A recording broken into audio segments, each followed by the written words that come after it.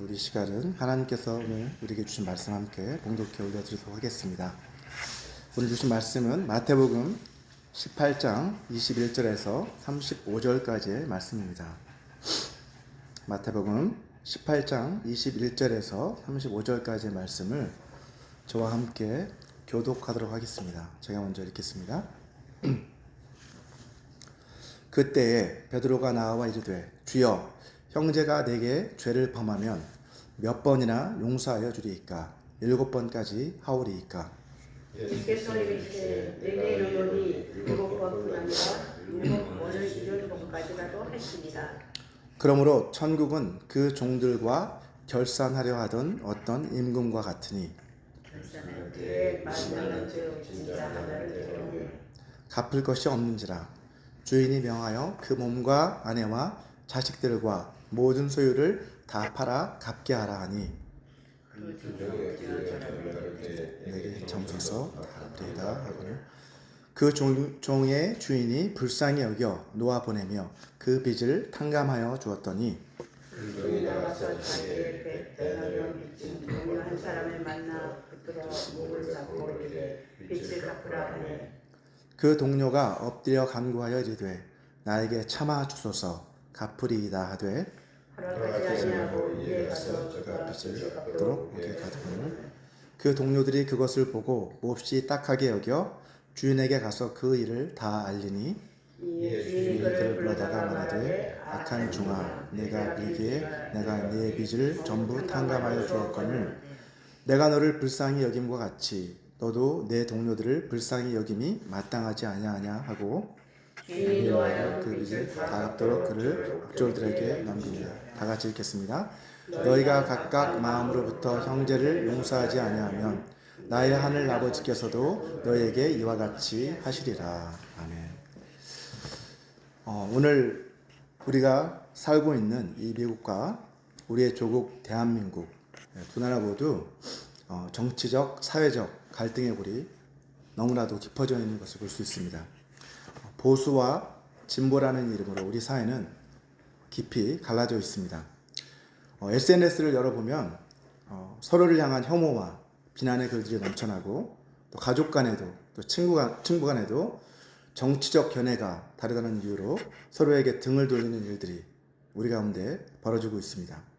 대화는 사라지고 오직 자신의 생각만이 옳다며 상대를 향해 날선 비판의 말들을 쏟아내는 그런 모습을 보면서 저희 마음이 참으로 힘들고 참으로 마음이 무겁습니다. 오늘 본문의 말씀은 이러한 극한 갈등의 시대를 살아가는 우리 그리스도인들에게 진정으로 필요한 것이 무엇인지를 가르쳐주고 있습니다. 사실 우리 앞에 놓인 이 갈등의 문제를 우리가 외면하거나 회피하는 것, 그것이 가장 쉬운 방법이겠죠. 하지만 그것은 결코 근본적인 해결책이 될 수 없습니다. 예를 들어서 교회 안에서 다른 사람과의 관계가 나빠졌을 때 그 사람과 화해하기 위해서 노력하기보다 그 사람을 피하는 편이 사실은 더 쉬운 일이죠. 심지어 어떤 분들은 상대방이 너무나도 꼴도 보기 싫어서 그것 때문에 아예 교회를 옮기는 그런 경우도 있습니다. 하지만 이것은 결코 성경적인 문제 해결 방법이 아니죠. 이러한 방법들은 하나님이 결코 기뻐하시지 않는 그러한 방법들입니다. 교회는 여러분도 잘 아시다시피 우리 눈에 보이는 교회와 눈에 보이지 않는 교회로 그렇게 나누어지죠. 보이는 교회란 우리가 속해 있는 이 각 지역에 속한 로컬 교회들을 우리가 보이는 교회라고 하고, 눈에 보이지 않는 교회란 영적으로 거듭난 사람들로만 구성이 된 그 교회, 하나님의 그리스도의 몸인 그 교회를 가리켜 우주적인 교회, 눈에 보이지 않는 교회라고 그렇게 읽었습니다. 자, 우리 각 사람은 이 눈에 보이는 교회, 우리가 속한 이 지역 교회와 더불어서 동시에 눈에 보이지 않는 교회인 우주적인 교회에 곧 그리스도의 몸에 함께 속해 있는 지체들이잖아요. 그렇죠? 따라서 우리가 어떤 사람이 꼴 보기 싫다고 교회를 옮긴다 할지라도 어떻게 되겠습니까? 비록 이 지역에서는 같은 교회에서 서로 보지 않아도 될 수 있지만 그렇다 하더라도 여전히 우주적인 교회인, 보이지 않는 교회인 그리스도의 몸에 함께 속해 있다는 것을 좀 기억해야 되는 거죠. 이 문제는, 이 갈등의 문제는 그냥 잠시 피한다고 해결되는 게 아니라 결국 저 천국 마지막 때에 들어가게 될 하나님의 나라에 들어가기 전에는 반드시 해결할 수밖에 없는 문제라는 것입니다. 오늘 본문 21절을 보시면 베드로가 주님께 질문을 던지고 있죠. 주님, 형제가 내게 죄를 범한다면 몇 번이나 용서해 주면 될까요? 라고 이렇게 묻습니다. 그러면서 한마디를 덧붙이죠. 7번까지 용서해 주면 될까요? 라고 이렇게 이야기합니다. 자, 그 당시 유대 랍비들은 용서는 3번이면 족하다라고 이렇게 사람들에게 가르쳤다고 합니다. 그러니까 베드로의 입장에서 3번의 2배인 6번, 거기에다 하나를 더해서 완전수인 7번, 그래서 7번이면 충분하겠습니까? 라고 하는 이런 의미로, 그죠? 그렇게 아마 이야기를 했던 것 같습니다. 자, 문자적으로는 7 곱하기 70, 그 다음에 예수께서 뭐라고 말씀하시냐면 내게 이르노니 7번뿐 아니라 7번을 70번까지라도 너가 용서해 주어야 한다라고 그렇게 말씀하셨잖아요. 7 곱하기 70은 490번이죠. 그죠? 490번이라도 용서해 주어야 한다라고 문자적으로는 그렇게 말씀하셨지만 사실은 어떤 의미입니까? 한계 없이 너는 계속해서 용서해 주어야 한다라고 그렇게 말씀하시는 것이죠. 만약 교회 안에 다른 지체가 이처럼 끊임없이 반복해서 우리를 욕하고 무시하고 우리를 속이고 또 괴롭히고 우리에게 소중한 어떤 것들을 빼앗아 간다라고 한다면 여러분은 그 사람을 몇 번까지 용서해 주실 수 있을 것 같습니까? 여러분? 몇 번까지 용서할 수 있을까요? 주님은 490번까지라도 용서해 주시라고 말씀하셨는데 솔직히 말해서 베드로가 말한 것처럼 그 사람을 7번 용서해 주는 것도 사실은 대단한 일이라고 저는 생각합니다. 자, 그런데 만약 그 사람을 끝까지 정말 용서해 줄 수 있는 그런 사람이 정말 있다라고 한다면 주님 말씀하신 것처럼 그 사람은 어떤 사람이라고 생각될까요? 우리가 보기에 정말 성인 군자구나, 성자나 다름없구나, 그죠? 아니면 혹 치매 환자거나 정신병자, 그게 아니면 도대체 어떻게 저렇게 용서할 수 있을까? 이렇게 아마 생각할지도 모르겠습니다.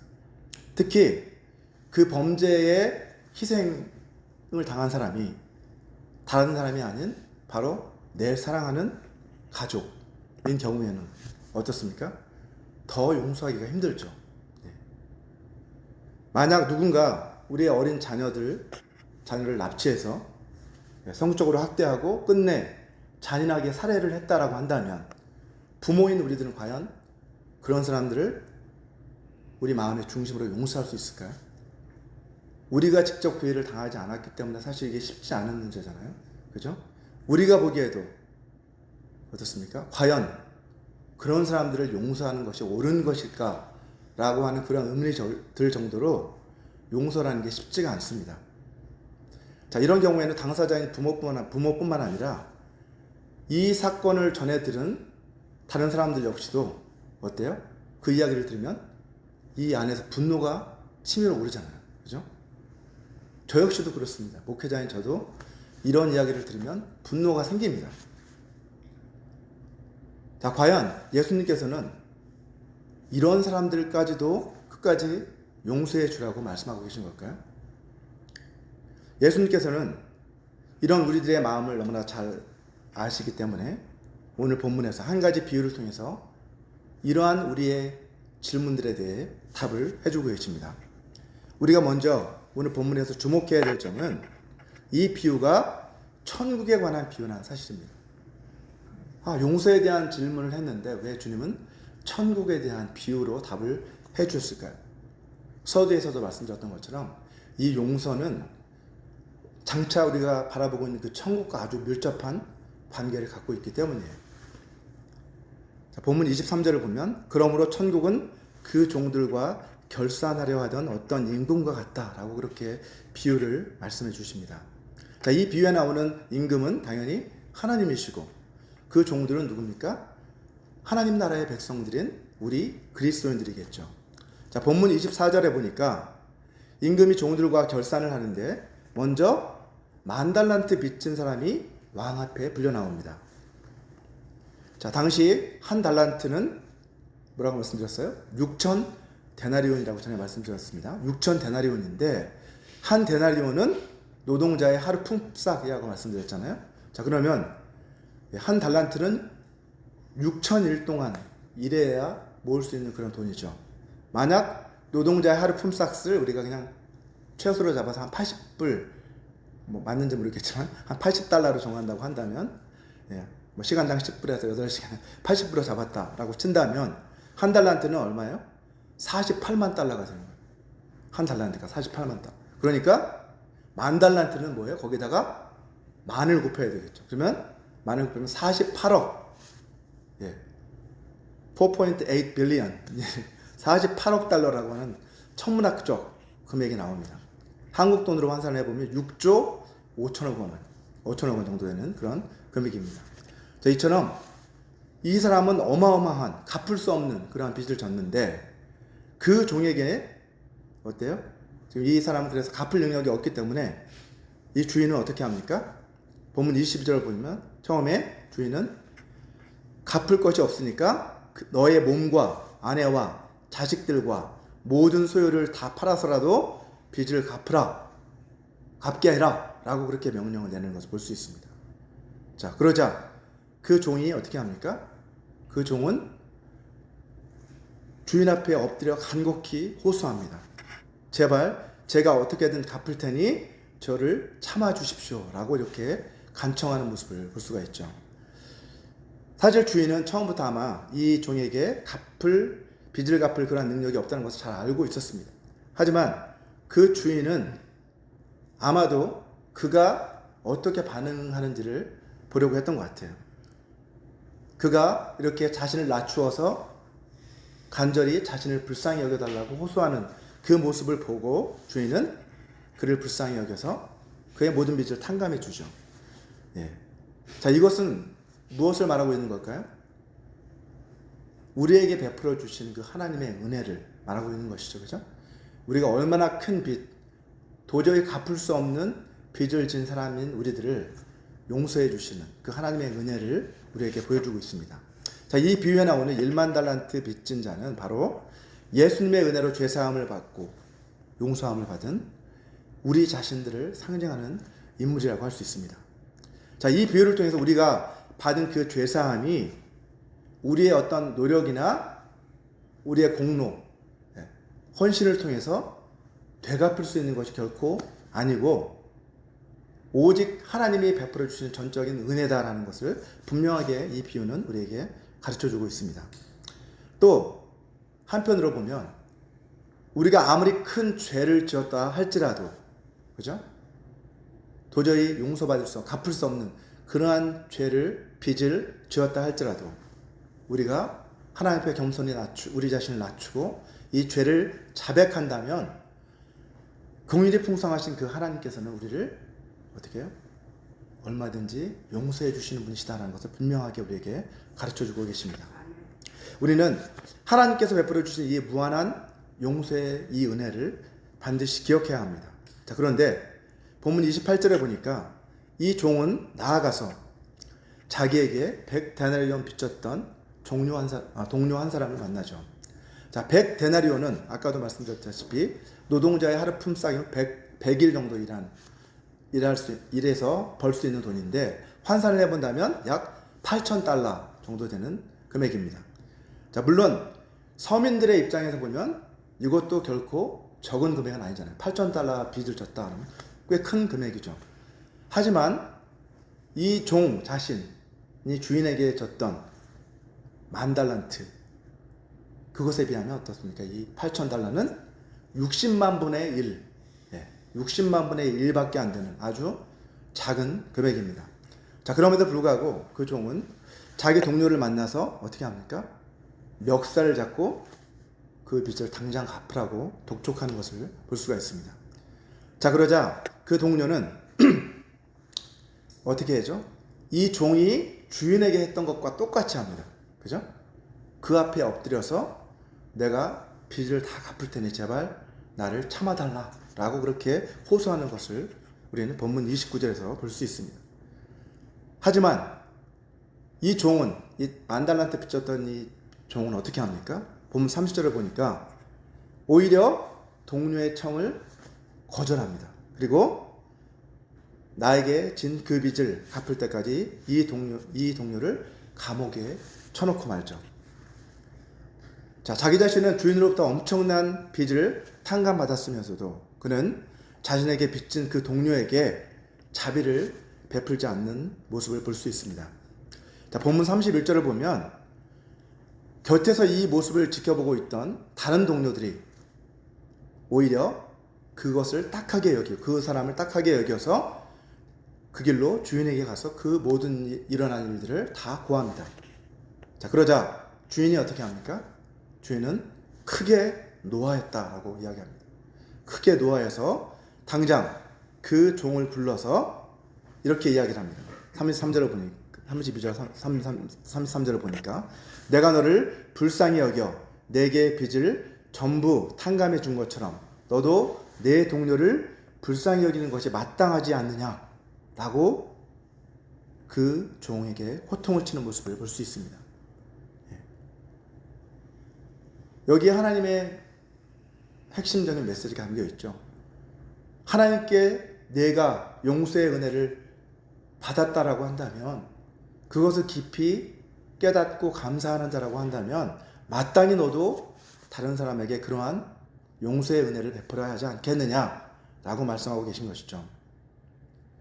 여러분, 우리가 용서받을 자격이 있기 때문에 하나님께서 우리를 용서해 주신 것이 아니죠. 마찬가지로 우리가 우리에게 죄 지은 자들을 용서해야만 하는 이유는 그 사람들이 용서받을 자격이 있기 때문이 아니라는 것입니다. 먼저 하나님께 용서의 은혜를 체험한 우리들이 그 은혜의 깊이를 알기 때문에 그 은혜가 조건 없는 무한한 은혜라는 것을 알기 때문에 우리도 다른 사람들에게 용서와 자비를 베푸는 것이 너무나도 마땅한 일이라는 것을 지금 말씀하고 있는 것입니다. 이 사람이 만약 주인이 자신에게 베풀어 주었던 그 은혜에 진심으로 감사하는 그런 마음을 가지고 있었다라고 한다면 어떻게 했겠어요? 주인이 자신에게 했던 것처럼 자신도 그 동료를 불쌍히 여겼겠죠. 하지만 그의 행동은 무엇을 말해주고 있습니까? 이 사람은 주인이 자신에게 베풀어준 그 은혜에 감사하지 못하고 그 은혜를 온전히 누리고 있지 못하다는 것을 보여주고 있는 거예요. 자기 행동으로 말미암아. 자, 본문 34절을 보시면 결국 그 주인은 자기 동료에게 했던 것처럼 빚을 다 갚을 때까지 이 사람을, 이 종을 옥에 가두라 라고 그렇게 명령하는 것을 볼 수 있습니다. 자, 이 비유에 등장하는 이 만달란트 빚진 사람은 우리 자신이죠. 그리고 이 비유에 나오는 100데나리온 빚을 진 동료는 누굽니까? 우리와 함께 신앙생활을 하고 있는 형제 자매들입니다. 자, 그런데 많은 그리스도인들이 어떻게 생각해요? 이것을 보면서 우리는 만달란트 빚진 자가 아니라 오히려 100데나리온 빚진 자다라고 그렇게 생각하는 경향이 더 많습니다. 나는 용서받아야 할 사람이 아니라 용서를 해주는 사람이라고 우리는 생각하기 쉽다는 것이죠. 우리의 죄악된 본성 때문에 우리는 우리 자신에게 늘 관대합니다. 하지만 다른 사람들에게는 굉장히 어때요? 까칠하고 아주 까다로운 잣대를 가지고 다른 사람들을 판단하는 그러한 경우가 많습니다. 마태복음 7장 3절 말씀을 통해서 예수님께서는 이러한 우리의 본성에 대해서 정확하게 말씀해 주고 계십니다. 우리 같이 한번 말씀을 한번 읽어볼까요? 마태복음 7장 3절입니다. 마태복음 7장 3절. 마태복음 7장 3절 같이 읽겠습니다. 시작. 어찌하여 형제의 눈 속에 있는 틀은 보고 내 눈 속에 있는 들보는 깨닫지 못하느냐. 이것이 우리의 현실이라는 거죠.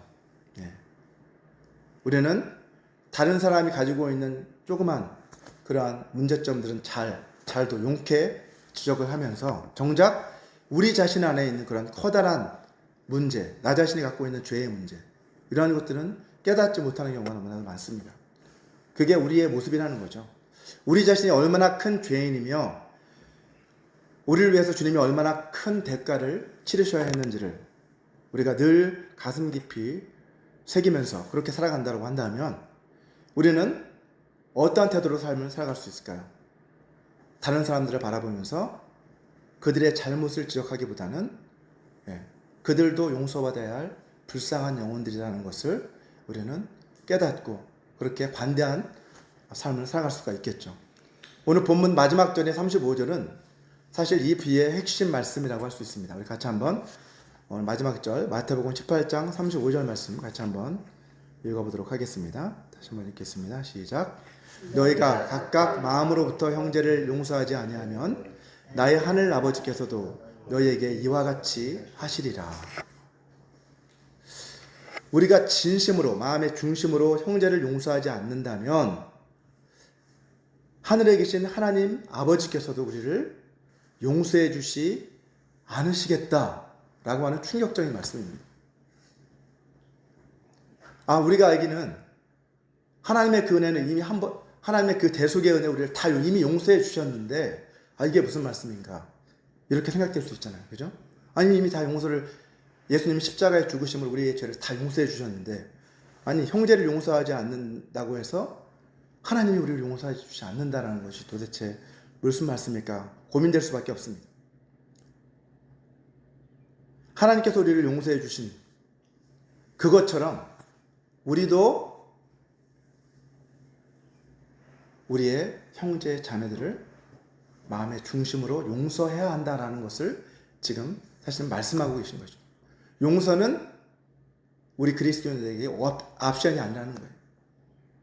우리 그리스도인들에게 있어서 용서는 해도 되고 안 해도 되는 그런 선택사항이 아니라 그리스도인들이라면 반드시 실천해야만 하는 그러한 의무사항이라는 것이죠.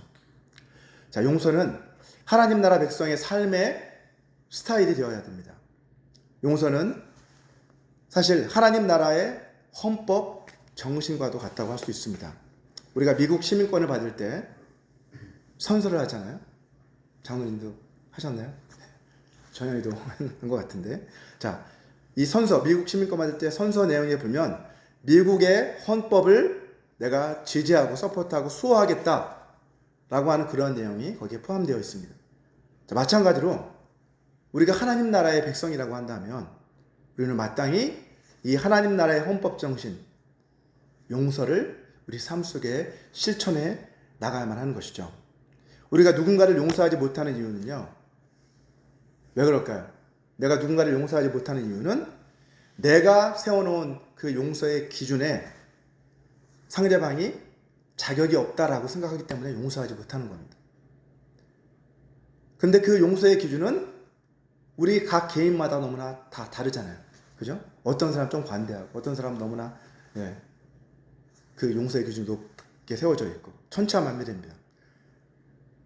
자, 예를 들어서 사람들은 보통 음행을 하는 것, 그것이 다른 사람을 시기하는 것보다 훨씬 더 심각한 죄라고 생각하기 쉽습니다. 또 우상 숭배하는 것이 술 취하는 것보다 훨씬 더 심각한 죄라고 여기기 쉽습니다. 그렇지 않습니까? 저희가 다 그렇게 보통 생각을 하잖아요. 그렇죠?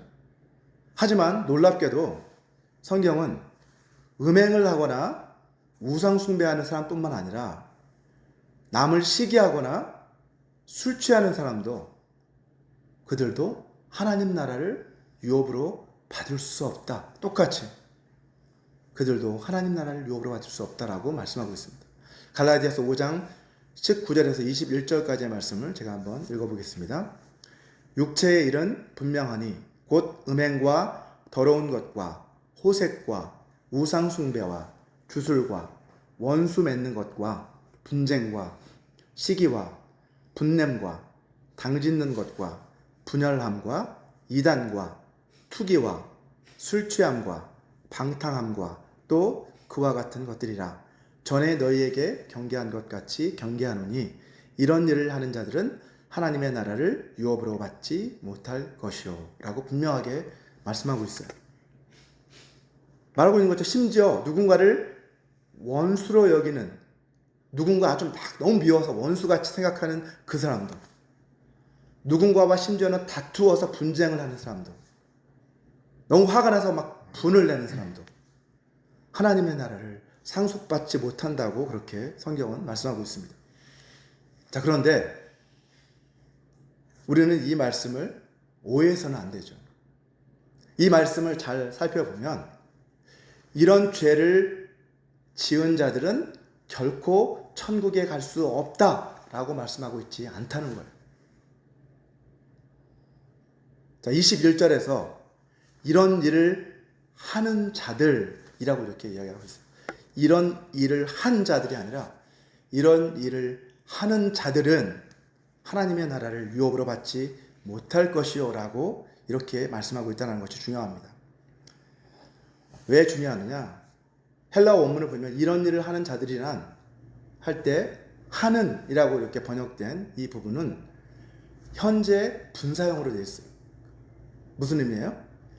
앞에 열거한 이런 일들을 여전히 현재 분사는 지속적으로 계속해서 반복해서 그 일을 행하는 것을 말합니다. 그러니까 앞에 열거한 그런 일들을 반복적으로 지속적으로 계속 행하는 자들은 결단코 하나님의 나라를 유업으로 받지 못할 것이다 라고 말씀하고 있는 거예요. 자신의 죄를 회개하지 않고, 회개했더라도 또다시 넘어져 또다시 그 죄를 짓고, 이렇게 계속해서 그 죄 짓기를 즐기는 사람들, 그 죄 가운데 머물러 있는 사람들은 결단코 천국에 갈 수 없다라고 사도 바울은 분명히 말씀하고 있는 것이죠. 이들은 자신의 죄를 회개하지 않았기 때문에 결국 하나님 나라에 들어가지 못한다는 거예요. 여러분, 성경은 아무리 큰 죄라도 진심으로 우리가 그 죄를 회개하면 용서받을 수 있다라고 분명하게 약속하고 있습니다. 그죠? 요한일서 1장 9절을 보면 만일 우리가 우리 죄를 자백하면 그는 미쁘시고 의로우사 우리 죄를 사하시며 모든 불의에서 우리의 죄를 다 깨끗하게 하신다라고 성경은 분명하게 말씀하고 있습니다. 주님께서 우리에게 용서하라라고 명령을 하시는 것은 결국 너희들이 세워놓은 그 기준을 가지고 용서하라는 것이 결코 아니죠. 주님이 우리에게 용서하라고 하실 때는 어떤 기준으로? 하나님이 세워놓으신 그 용서의 기준으로 용서를 하라는 것입니다. 자, 그렇다면 하나님이 세우신 용서의 기준은 뭘까요? 하나님이 정해놓으신 용서의 기준은 바로 회개라는 거예요. 회개. 자, 누가복음 17장 3절과 4절 말씀을 같이 찾아서 읽어보도록 하겠습니다. 누가복음 17장 3절과 4절 말씀입니다.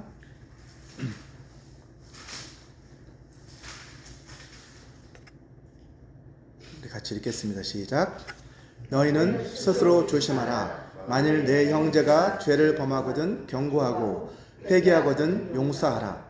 만일 하루에 7번이라도 내게 죄를 짓고 7번 내게 돌아와 내가 회개하노라 하거든 너는 용서하라 하시더라. 아멘.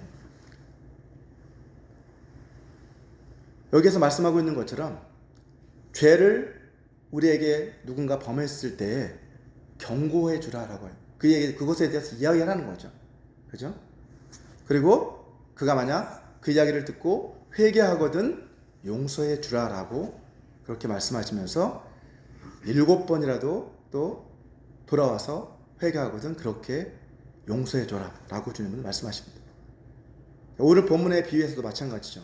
종이 자신의 잘못을 인정하고 처음에 자신을 참아달라라고 그렇게 간청했을 때 주인은 그에게 자비를 베풀어 주었어요. 그죠? 자신의 잘못을 인정하고 하나님의 자비를 구하는 것, 그것이 회개라고 할 수 있죠. 하지만 이 종은 어떻게 했어요? 결국 자기의 동료에게는 그러한 긍휼의 은혜를, 용서의 은혜를 베풀지 않았어요. 그건 결국 이 사람이 진심으로 그 회개에 합당한 열매를 맺지 못했다는 그 증거를 보여주는 것이죠. 자, 용서는 상대방이 나한테 행한 대로 그대로 보복하지 않고 주님이 우리를 대하시는 것처럼, 주님이 우리를 불쌍히 여기시는 것처럼, 우리도 그 사람을 긍휼한 마음으로, 불쌍히 여기는 마음으로 대해주는 것, 그것이 바로 용서라는 것이죠. 진정으로 자신의 죄를 회개하고 하나님의 은혜를 체험한 사람은, 그 사람은 다른 사람을 용서할 수 있는 능력이 생기는 거예요. 내가 누군가를 아직 용서할 수 없다라고 한다면 아직 그 부분에 대해서 하나님과 해결되지 않았던 것이죠. 자, 용서는 예수님의 명령입니다. 마태복음 5장 44절에서 이렇게 말씀합니다. 나는 너희에게 이르노니 너희 원수를 사랑하며 너희를 박해하는 자를 위하여 기도하라 라고 주님은 우리에게 말씀하십니다. 예. 원수를 사랑하라. 남을 그냥 나한테 잘못을 범한 사람을 용서하는 것도 쉽지 않은데 원수를 사랑하라 라고 주님 말씀하시잖아요. 그죠? 우리를 박해하는 자를 위해서 기도하라고 말씀하십니다. 자, 원수, 전에도 말씀드렸지만 원수는 뭐예요? 정의가 내가 정말 미워하는 대상이잖아요. 그죠? 미워하는 대상. 그럼 내가 그 사람에 대한 미움의 감정을 가지고 있어요. 근데 그 사람을 사랑하라고 하면 말이 안 되는 거잖아요. 내 안에는 미움이 가득한데 사랑하라고 하는 말이 안 되는 거죠. 그죠? 그러면 결국 주님이 말씀하신 의도는 뭘까요? 너희 원수를 사랑하라는 말은 결국 원수를 사랑하라면 먼저 원수가 원수로 보이면 안 되겠죠. 그죠? 그러려면 어떻게 해야 돼요? 이 미움을 먼저 해결해야 되죠. 그 미움을 해결할 수 있는 방법은 뭐예요? 용서하는 방법밖에 없다는 거예요. 그리고 용서해야만 원수가 아닌 게 되고, 그래야만 우리는 그를 사랑할 수 있는 힘이 생기는 것이죠. 우리가 아직 주님과 원수지간이었을 때, 그죠? 우리가 주님과 원수 사이였을 때, 주님께서 우리를 위해서 십자가에 달려 돌아가심으로 우리 죄를 용서해 주신 것처럼 우리도 그렇게 하라는 거예요. 우리도 내가 지금 원수처럼 여기는 그 사람, 그 대상, 그들을 먼저 용서하고 그들에게 또 사랑을 베풀 수 있는 그러한 삶을 너희가 살아야 된다라고 주님은 우리에게 말씀하시는 것이죠. 여러분도 잘 아시는 것처럼 주님이 가르쳐 주시는 그 기도에도 주님은 뭐라고 기도하라고 말씀하십니까? 우리가 우리에게 죄 지은 자를 사하여 준 것 같이 우리 죄를 사하여 주시옵소서라고 그렇게 기도하라고 말씀하십니다. 자, 이것은 우리가 우리에게 죄 지은 자를 사하여 준 것 같이, 그게 전제 조건이라는 말이 사실은 아니에요. 그럴 때만 너를 용서해 주겠다 이런 뜻은 아니에요. 사실 주님은 그렇잖아요. 그죠? 우리의 모든 죄를 위해서 우리를 위해 십자가를 지신 분이시잖아요. 근데 이 말은 뭘까요? 그러면 앞에 비유에서도 그렇고 이 말씀에서도 그렇고 주님 말씀하시는 건 뭐냐면, 너희가 다른 사람을 용서해 주는 그것을 통해 너희의 회개의 진정성을 알 수 있다는 거예요. 이 두 가지가 사실은 떨어진 것이 아니라는 거예요. 어떻게 보면 진정으로 다른 사람을 용서할 수 있는 사람이 참으로 하나님의 은혜를 경험한 사람이고 남을 용서할 수 있는 사람이다 라는 것을 이 말씀은 우리에게 말해주고 있는 것입니다. 하나님의 무한한 용서의 은혜를 받았기 때문에 우리는 다른 사람들을 용서할 수 있고, 다른 사람을 용서하는 그 삶을 통해서 이제 그 사람이 정말 하나님의 용서를 체험한 사람이구나 라는 것을 알 수 있다는 것이죠. 여러분, 유태인이었던 여러분 코리텐 붐 여사에 대해서 여러분도 들어보셨을 겁니다. 코리텐 붐 여사는 2차 세계대전 때 나치 수용소에 갇혀 지내는 동안 나치의 유태인 학살을 직접 몸으로 체험한 산 증인이었습니다. 그녀는 전쟁이 끝난 뒤 전 세계 여러 국가를 돌아다니면서 간증을 하는 삶을 살았습니다. 간증을 통해서 그녀는 하나님의 은혜로 자신을 고문했었던 그 사람들을 용서할 수 있게 되었습니다 라고 그렇게 간증을 했습니다. 그런데 어느 날 그녀는 독일에서도 간증을 하게 되었습니다. 그런데 그날 밤 뮌헨에 있는 한 교회에서 간증을 마치고 이제 단상에서 막 내려오는데 어떤 한 남자가 그녀에게 다가왔습니다. 알고 보니 그는 나치 수용소에서 자신을 그토록 괴롭혔었던 나치 장교들 가운데 한 사람이었습니다. 자, 그 순간 그녀의 내면 속에 감춰져 있었던 그러한 고통스러운 기억들과 그 감정들, 수치스러운 감정들, 그런 것들이 이 안에서 그녀의 속에서 하나씩 하나씩 막 솟아오르기 시작했습니다. 자, 그는 여자들을 총으로 위협해서 옷을 벗겨놓고 온갖 못된 짓을 일삼았던 바로 그 사람이었습니다. 그녀는 자신도 모르게 자기 안에서 정말 증오심과 복수심이 끓어오르는 것을 느꼈습니다. 다른 사람은 다 용서해도 이 사람만은 용서할 수 없다라고 하는 그런 생각이 갑자기 들었습니다. 자, 그런데 그때 그 사람이 이 여사 앞으로 가까이 다가와서 이렇게 말을 하면서 손을 내밀었습니다. 자매님, 당신의 귀한 간증에 감사를 드립니다. 자매님이 간증하신 것처럼 저는 하나님이 저를 용서해 주셨고 내 모든 죄를 깨끗이 씻어 주셨다는 것을 믿습니다. 라고 이렇게 속삭였다고 합니다. 그 이야기를 들었을 때 이 코리텐 분이 어떤 생각을 했을까요, 여러분?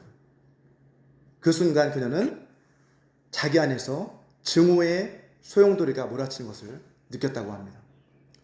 그녀는 도저히 손을 들어 악수를 받아들일 수가 없었어요. 그에 대한 연민의 정이 전혀 생기지 않았습니다. 그와 악수를 한다는 것은 위선, 자기 자신을 감추는 위선이라고 그녀는 생각이 들었습니다. 그런데 그때 하나님께서 그녀의 마음속에 이렇게 속삭이셨다고 합니다. 코리아, 내 손을 내밀기만 하면 된다. 이렇게 말씀하시는 하나님의 음성이 그녀의 마음속에 들었다고 합니다. 그녀는 마음속으로 그를 용서할 수 있는 마음을 달라고 그렇게 필사적으로 기도하기 시작했어요. 자, 그리고 마침내 그녀는 결국 손을 내밀어서 그의 손을 잡아주었습니다. 그때 그 순간 참으로 놀라운 일이 벌어졌습니다. 마치 강력한 전류가 그녀의 어깨와 팔을 통해서 손으로 흘러 들어가는 것 같았습니다. 모든 분노는 다 녹아내리기 시작했고 용서와 사랑의 마음이 그녀의 마음속에 솟아오르기 시작했습니다. 그녀는 그때의 경험을 이렇게 고백했습니다. 나는 하나님께 순종해서 내 손을 내밀었을 뿐이에요. 나머지는 하나님께서 다 하셨습니다. 라고 이렇게 고백했습니다. 여러분, 이처럼 누군가를 용서한다는 것은 사실 결코 쉬운 것이 아닙니다. 특히 상대방의 자신의 그 죄를 뉘우치지 않았을 때, 그랬을 때, 그리고 용서를 구하지 않았을 때는 더욱 용서하기가 힘들겠죠. 상대방이 사과를 한다고 해도 어떤 때는 용서해주고 싶은 마음이 전혀 들지 않을 때가 많습니다. 용서할 마음이 없는데 억지로 용서하는 것은 이 코리텐이 고백했던 것처럼 어때요? 외식이라는 생각이 들잖아요. 그죠? 자, 그래서 용서의 마음이 생길 때까지 우리가 계속 기다려보기도 하지만 마음이 생기지 않을 때가 더 많습니다. 상대방이 또다시 나에게 죄를 지을 것이 너무나도 분명한데 어떻게 용서할 수 있느냐고 우리는 하나님 앞에 항변할 수도 있습니다. 하지만 여러분, 용서는 우리의 어떤 감정에 의존해서 우리가 해야 되는 것이 아니라 용서는 어떻게 해야 되는 거예요? 하나님의 말씀에 의지해서 해야 된다는 것을 우리는 이 예화를 통해 알 수가 있습니다. 자, 용서는 상대방이 자신의 잘못을 진심으로 깨닫고 그가 정말 변화되기를 갈망하는 마음.